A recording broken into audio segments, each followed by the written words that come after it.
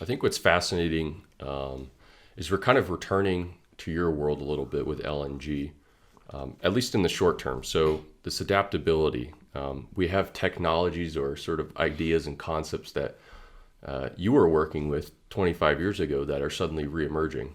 So I think LNG is sort of exposing itself as at least a transition fuel, as you said, for the next 2 decades. And people are already going to be able to convert tankers, existing tankers, for LNG. And they're going to be able to convert some of their existing assets, which is going to be great, I think, because LNG is producing 30% less emissions, which is going to help the earth breathe a little bit better. I think we're going to, in the near term, we're going to return back and people are going to be demanding oil, but how do we reduce those emissions in the short term? And I think that's a great direction that we're heading, right? We want to get away from those CO2 emissions. So maybe tell us about the difference between LNG then versus LNG now. Oh, goodness. LNG then was taboo. Nobody wanted to work on an LNG tanker because if it exploded, it had the candle power of 10 hydrogen bombs. And, people were deathly afraid of LNG tankers. And in fact, they are the safest commercial vessels on the water, and the reason is because they were held to such high technical standards in ship construction and oversight and vetting processes.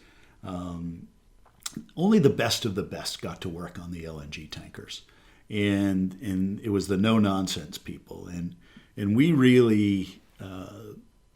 When I look back at it as a kid getting allowed to go work on an LNG tanker, I had no idea what an opportunity that was. And it was a job, and got there and man, I fell in love with it. I just fell in love with the whole concept of LNG. In my mind, clean fuel, and not as clean as it should be, but certainly cleaner than everything else. And it was a great way to earn a living. And when I say a clean fuel, not only for the globe, but for the mariners that work on board these vessels. When I worked on the oil tankers, you'd have to crawl in the holds and you would Butterworth, which is cleaning the tanks, and muck those tanks and wear your respirators and go down. It was the most god-awful work you could imagine. And I started my career as a rating, or if people don't understand it in military concepts, it's enlisted, right? So you're just a grunt. You go down there and you do the grunt work, and which was also one of the best forms of education that I've ever had. When I got to the LNG tankers, oh my God, there was none of that grunt work. It was all clean work. There was chipping and painting of the ship, of course. But man, you were working with clean fuels. You were using your head. You were taking readings and gauging readings and reporting readings. And, the cargo officer took those readings and did his job by loading or discharging the vessel based on the data that was coming in.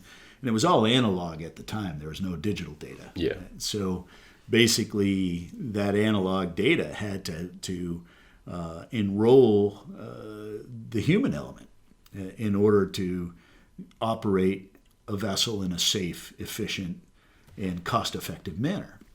And so, how is it today? People understand that it is a clean and safe operation. We still have to ensure, the maritime administrations that register these vessels, they need to make darn well sure that these vessels are operating at the highest standards of all. It is imperative that we never loosen the grip on those high standards because it could be dangerous. Right. But all in all, I think we're going to see more. I think we're going to see more ships using LNG as fuel, which is a good thing, much more efficient. You'll see vessels lasting longer, by the way. Yep. There's not as much corrosion on the engines. It's a clean fuel. So I think that's the way to go for the next 10 or 20 years. Ultimately, we're going to see electric motors. I just know it in my heart of hearts. I think we're going to figure that piece out. Even if it's turbo electric, using LNG as fuel, we're going to see that. And I just believe that if anybody is going to adapt, it's this industry. Right. And I think we're going to see that in a very righteous way.